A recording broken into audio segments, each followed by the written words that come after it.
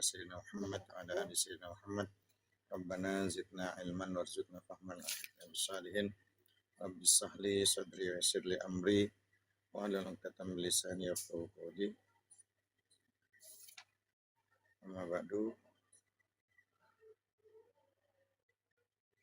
Teman-teman yang dirahmati Allah, ada judul di situ kesadaran, maka ada satu makalah dalam Nasuhaihul Ibad bahwa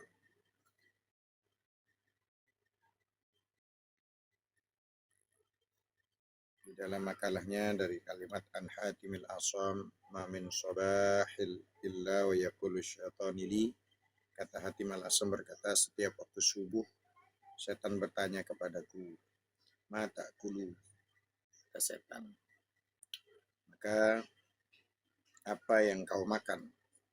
Maka menjawab, Muhammad talbasu wa aina taskunu.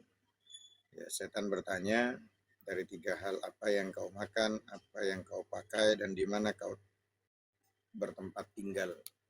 Kata Hatim, ya, kata setan kepada Hatim bin al-Asam. Kenapa disebut namanya Hatim al-Asam itu? Asam itu artinya tuli. Tuli artinya saudara.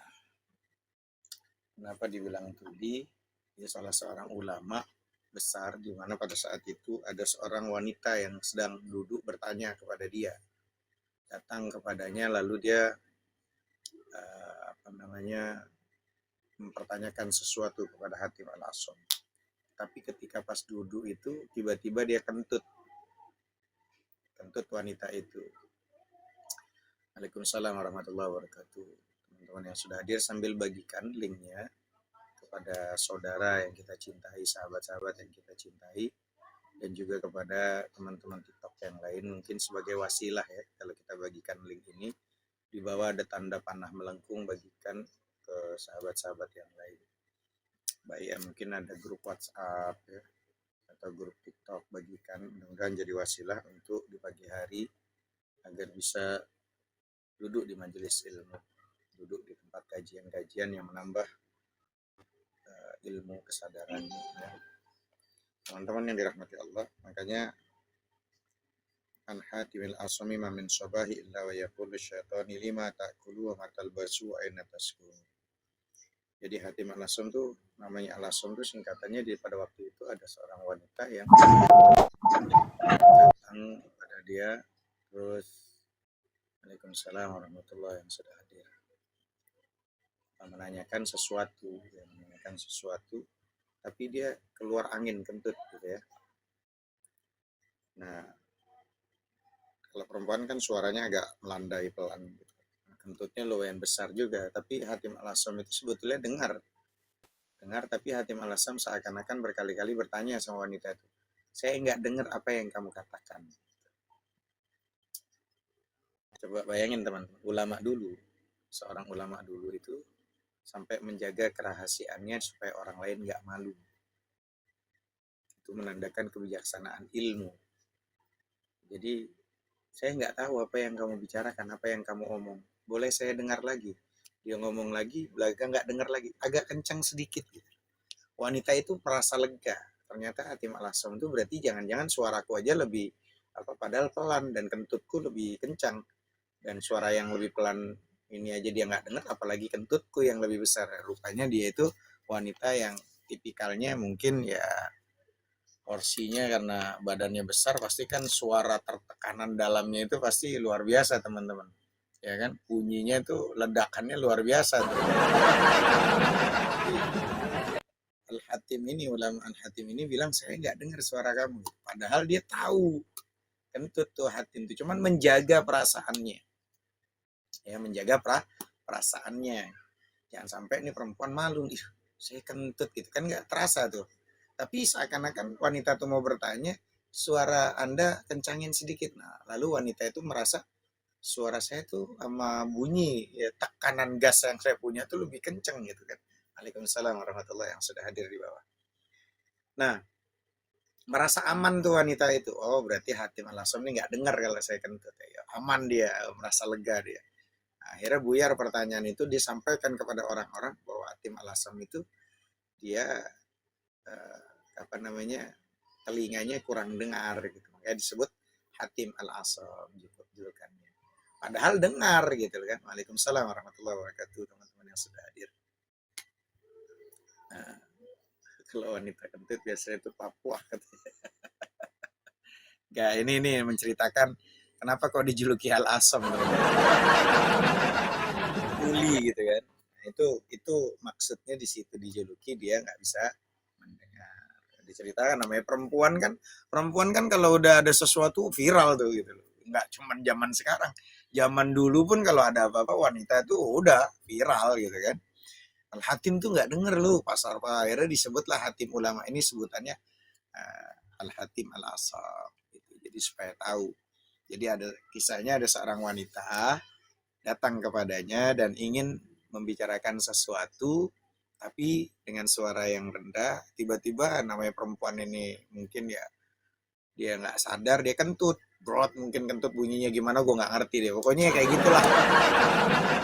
Tapi Hatim ini supaya wanita ini nggak merasa malu, Waalaikumsalam warahmatullahi wabarakatuh, lalu dia bilang, saya nggak dengar suara kamu. Maka wanita ini merasa, suara saya sama bunyi kentut saya lebih kenceng kentut saya, suara saya jadi nggak dengar apalagi posisi kentut saya gitu loh. Membantah, oh bahasanya Papua tuh membantah ya. Jadi dia bilang, suara saya ini aja ibaratnya dia nggak dengar apalagi kentutnya saya lebih nggak dengar lagi dia kan gitu. Maka ya udah nggak apa-apa, yang penting Hatim ini sehat dan segala macam. Lalu diceritakan ke orang-orang bahwa Hatim tuh pendengarannya kurang baik, maka disebutlah Hatim Al-Asam itu teman-teman. Nah di sini ada di Nasoih Libat ada makalah bahwa man hatimil an hatimil asami man min sabahi illa wa yaqulu syaitan di ma ta'kulu wa ma talbisu wa aina taskunu. Jadi setan tuh nanya sama Hatim Al-Asam, dibilang apa kata Hatim Al-Asam?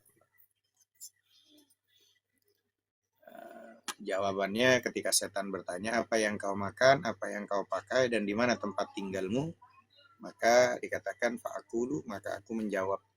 Menjawab dikatakan akulul mauta albasul kafana wa askunul qabra fayahrubu minni. Hatim menjawabnya, mas setan itu bilangnya apa? Saya memakan kematian dan saya memakai pakaian kafan dan saya tinggal di kuburan, lalu setan itu lari dariku. Ya. Nah, itu jawabannya Hatim Al-Asam. Hikmahnya keterangan Hatim Al-Asam nama aslinya adalah Abdurrahman Hatim bin Ulwan atau disebut juga Hatim bin Yusuf. Beliau adalah seorang ulama besar itu di negeri Khurasan. Hatim Ali Al-Ansab itu artinya Hatim yang tuli gitu.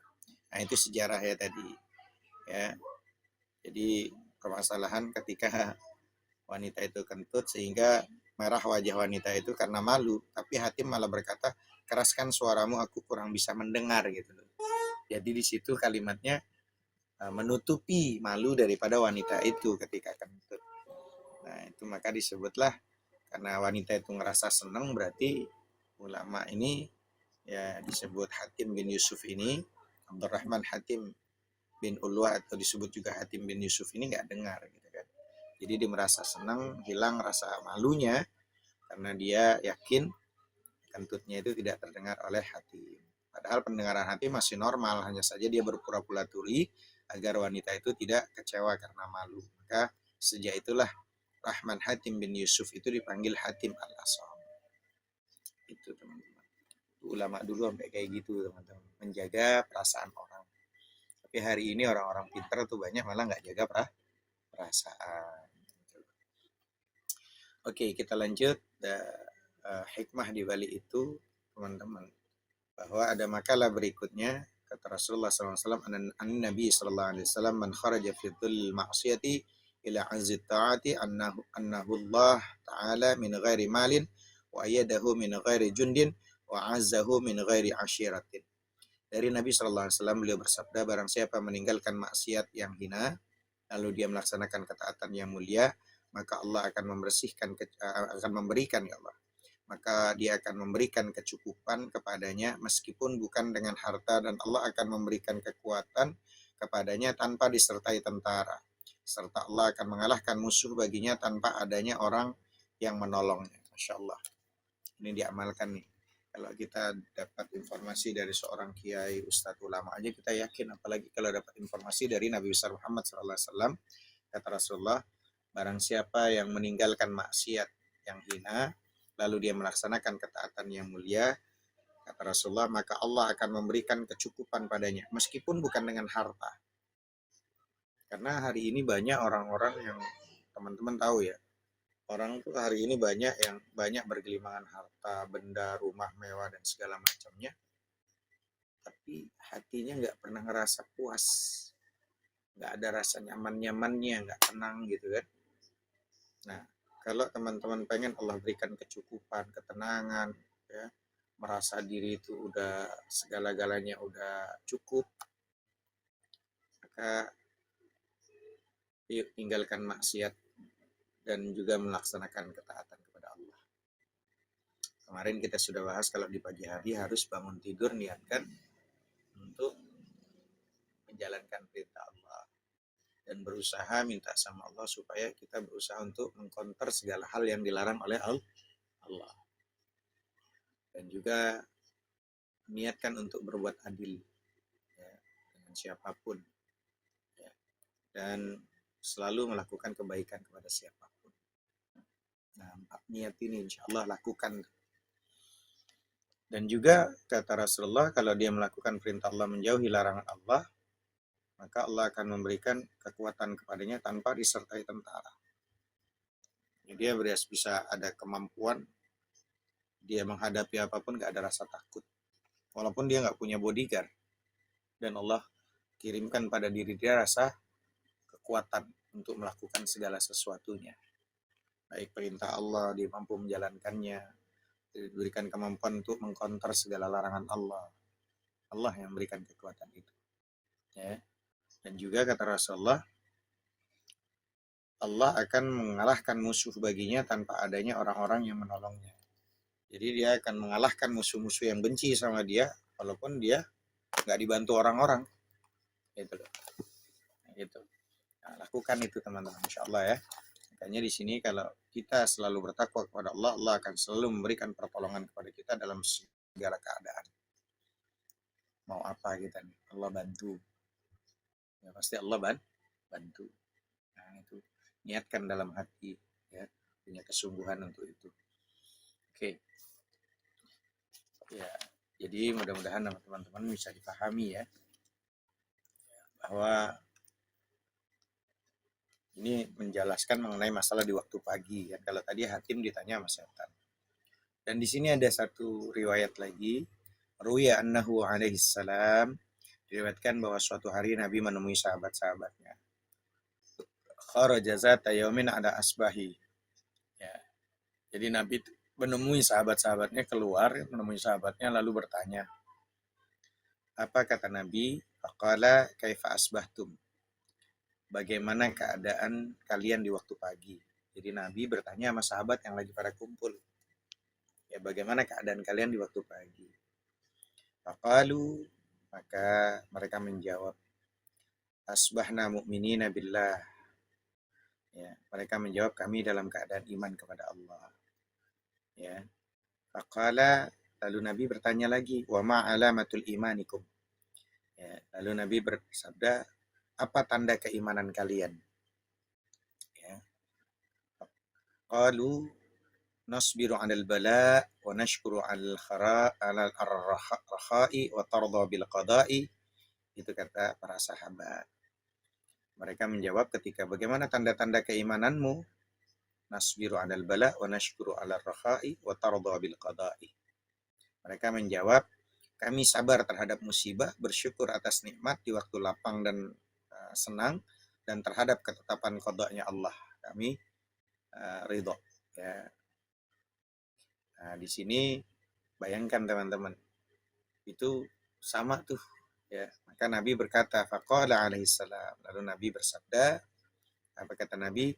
Antumul mu'minuna haqqa wa rabbil ka'bah. Ya, Kata Nabi, kalian begitu kalian benar ya, kalau begitu kalian benar-benar termasuk orang yang mukmin yang sebenarnya demi Allah yang memelihara Ka'bah. Itu. Maka disinilah perlunya sebagian ulama ahli ma'rifat orang bijak mengatakan sabar itu ada 3 tingkatan. Sabar itu ada 3 tingkatan. Qalul ba'dul arifin as-sabru salasatu maqamin. Sabar itu ada 3 maqam. Tarkus syakwati wa hiya darajatut tabi'in. Waridha'u bil maqduri wa hiya darajatuz zahidin. Wal mahabbatu bil ibtila'i wa hiya darajatus siddiqin. Apa kata sebagian ulama ahli ma'rifat? Sabar itu ada 3 tingkatan. Pertama, sabar tidak suka menceritakan nasib buruk kepada selain Allah. Dia nggak pernah berkeluh kesah. Nggak pernah berkeluh kesah kecuali hanya kepada Allah. Ini adalah sabar tingkatan orang-orang tabi'in. Terus ridho atas ketetapan Allah. Dia adalah sabar juga tingkatan orang-orang yang zuhud. Dan cinta akan musibah. Ini adalah sabar tingkatan para siddiqin. Ya. Bahkan ketika ada musibah dia cinta, coba bayangin. Kenapa?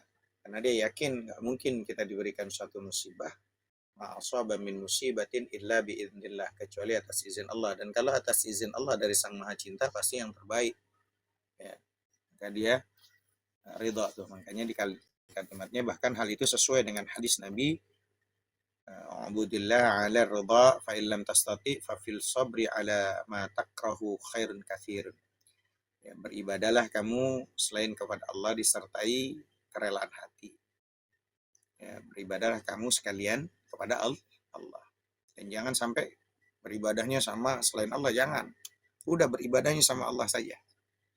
Maka kalau kalian nggak bisa, apabila engkau tidak bisa beribadah dengan hati yang rela, maka bersabar atas sesuatu yang tidak engkau sukai. Itu merupakan kebaikan yang banyak. Ya, disuruh bersabar atas segala sesuatu yang tidak kita sukai. Maka itu adalah sesuatu yang kebaikan yang banyak. Mudah-mudahan hari ini kita bisa bermanfaat dari apa yang saya sampaikan dalam kitab Maswaibul Ibad, dan mudah-mudahan bisa kita praktekkan bersama teman-teman. Rabbana anfa'na bima 'allamtana, Rabbi 'allimna alladzi yanfa'una, Rabbi faqihna wa faqih ahlana wa qarabatil lana fi dinina. Al-Fatihah. A'udzu billahi minasyaitonir rajim. Bismillahirrahmanirrahim. Alhamdulillahi rabbil alamin. Ar-Rahmanir Rahim. Maliki yaumiddin. Iyyaka na'budu wa iyyaka nasta'in. Ihdinas siratal mustaqim. Siratal ladzina an'amta 'alaihim ghairil maghdubi 'alaihim waladdallin. Ini kajian hari ini teman-teman, mudah-mudahan bisa diamalkan untuk kita semuanya. Ya, di pagi hari niat yang baik, timbulkan niat yang baik. Jangan sampai kita nggak punya niat yang baik. Awali semuanya itu, ya, supaya ada ilmu yang bisa kita ambil. Dan teman-teman,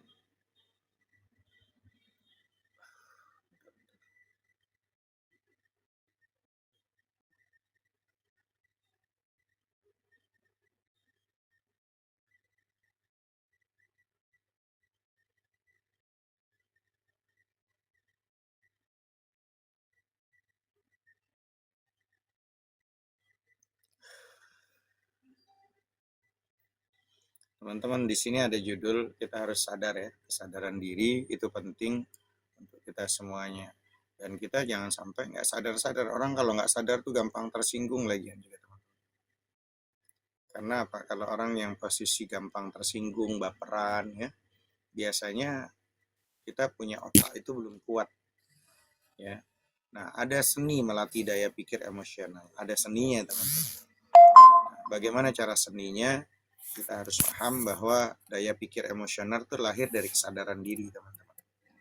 Ya, seseorang tuh nggak bisa mengendalikan apa yang tidak ia sadari.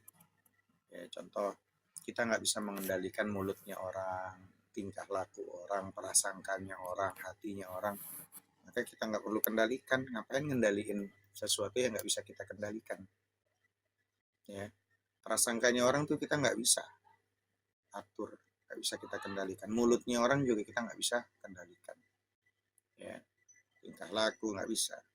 Makanya seseorang tuh tidak bisa mengendalikan apa yang tidak ia sadari. Itulah kenapa kesadaran ini adalah fondasi dari kecerdasan emosional. Jadi ketika kita tahu pola emosional kita, ya, kapankah kita itu cenderung tersinggung, apa pemicunya dan apa narasi di kepala kita, maka kita tidak lagi jadi budak dari emosi kita sendiri. Misalnya kita tuh nyadarin bahwa kita mudah marah saat lelah. Dengan kesadaran itu, kita bisa memilih untuk tidak berdebat ketika tubuh kita sedang tidak stabil. Jadi kayak gitu, kendalikan. Kayak saya nih, aduh lagi capek, lagi letih. Maka ambil jarak. Ambil jarak, umpama kita udah ada istri, udah ada anak. Ambil jarak, jangan sampai pada saat kita lagi letih gampang meluap-luap.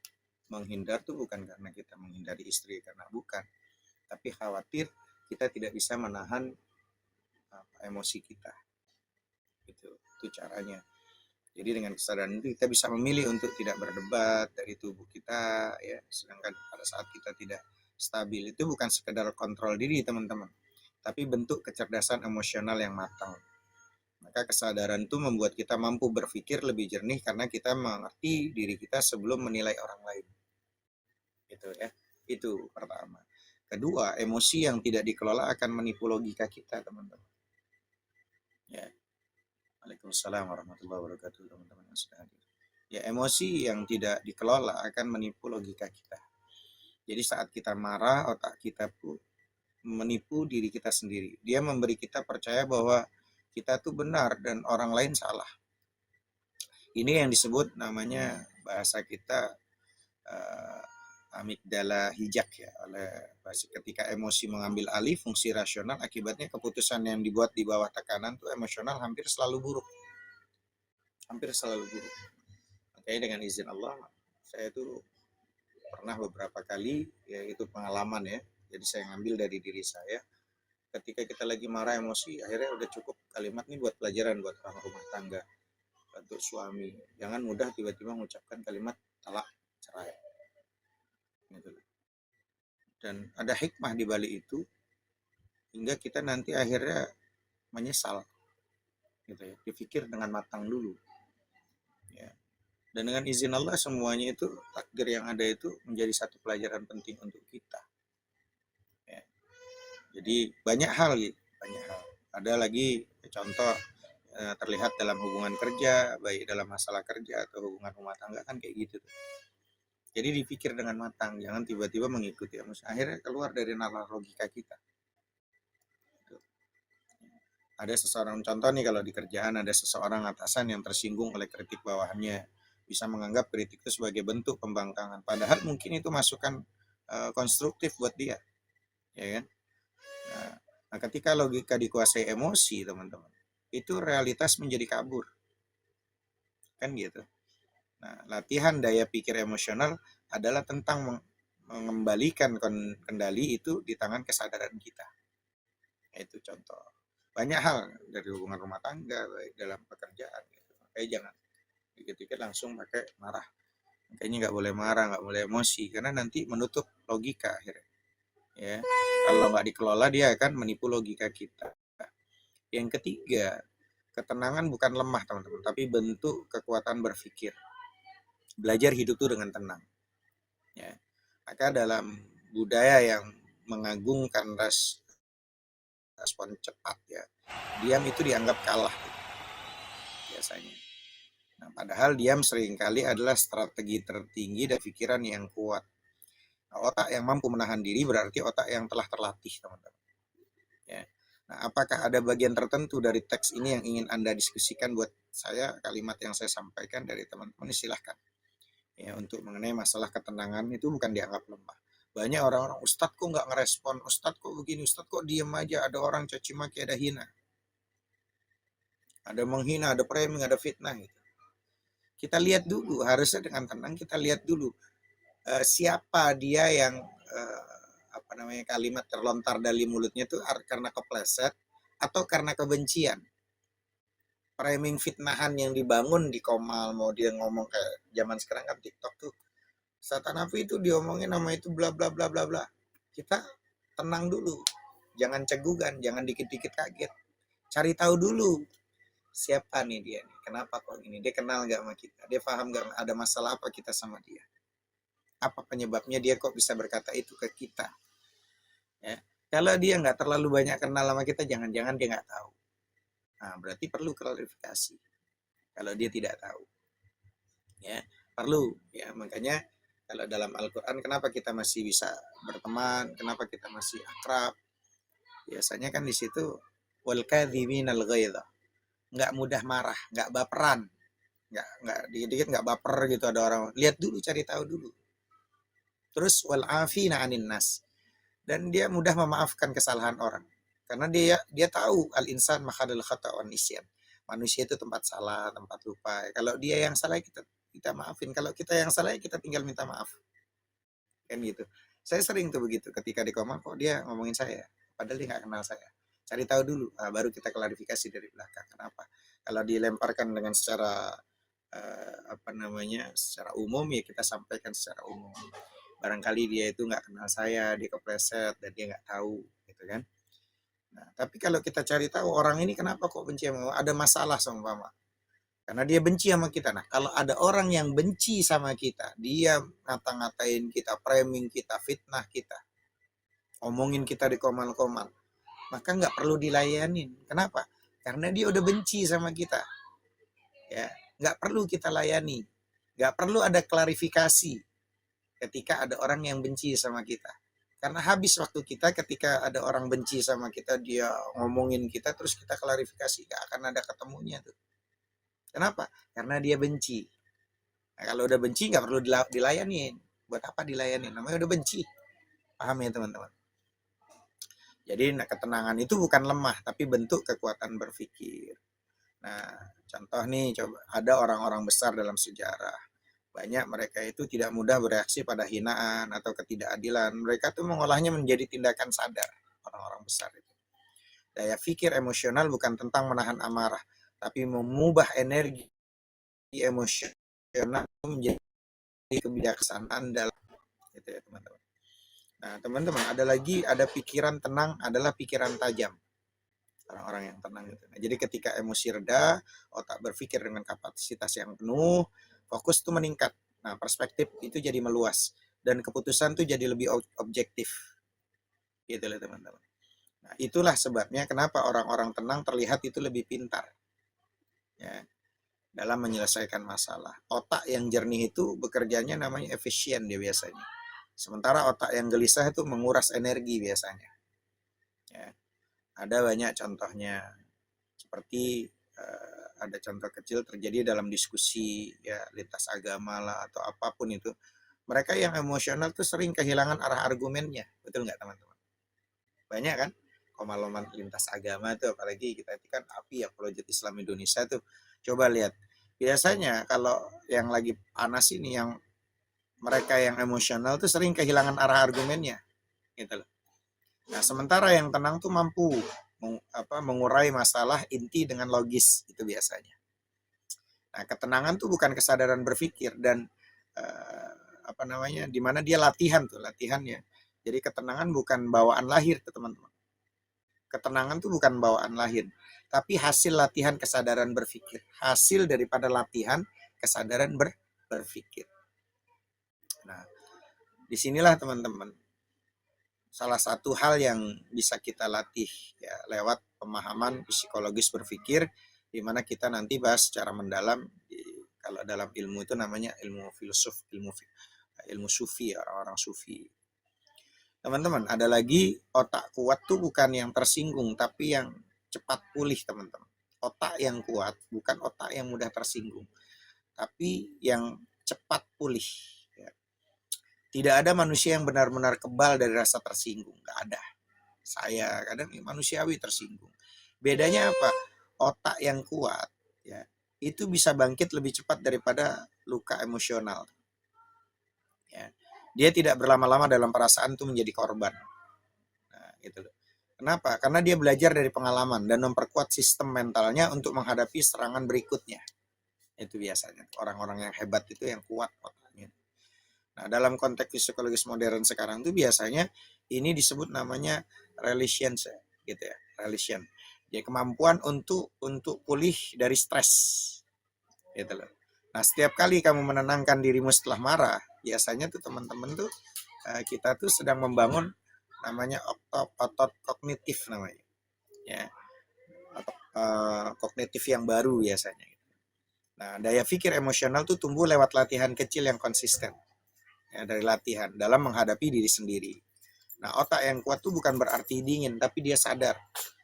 Ya, bukan berarti nggak terasa, tapi tahu kapan perasaan harus berbicara dan kapan harus diam. Kenapa? Karena pada akhirnya tuh berpikir jernih itu bukan tentang seberapa tinggi IQ kita, kecerdasan kita, tapi seberapa dalam kita mengenali emosi kita. Gitu loh. Nah, menurut teman-teman ya, nah, seseorang tuh bisa benar-benar mengendalikan emosinya atau hanya bisa belajar berdamai dengannya. Yuk kita belajar tentang kesadaran ini bersama-sama di Komal Api Jabodetabek Api Dakwah ini, teman-teman. Allah taala alam.